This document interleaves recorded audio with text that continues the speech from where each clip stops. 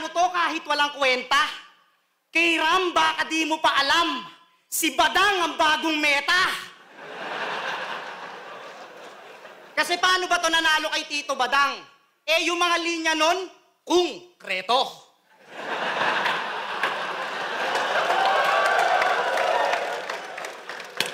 Yung hinampas niyang papel sa mukha mo, kumpleto.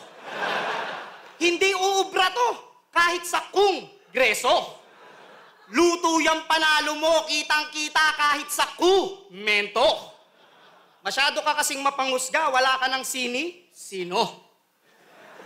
Mapangusga ng tao, tipikal na Pilipino. Kaya dapat sa mga katulad mo, sipa. Let's go. That's like... Galing ah!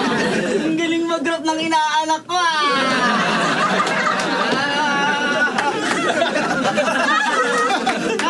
May laban pa ako.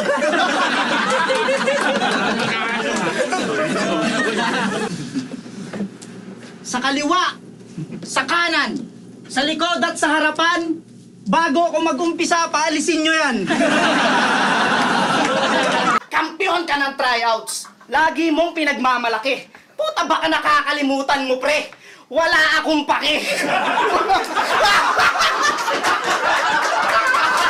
Nagpustiso ko. Baka nakakalimutan.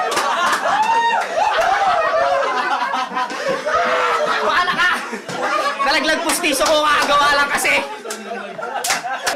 Iba yun. Yan ang napapala mo, kakakain ng siomay na pusa. Oo, sabi niya yung sa laban nila ni Emzite. Ano ba yung todo niya pang sinigaw? Kahit maging Persian cat ka pa, gagawin ka lang siomay sa Mindanao. Siomay? Baka siopaw? Oo din siya.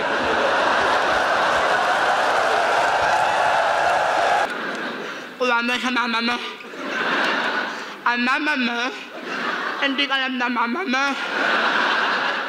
Alam mo sino inaasar ko dito? Mama mo. Hindi ako galit sa'yo. Galit lang ako sa mama mo. Alam mo anong kalam ng mama mo? Papa mo.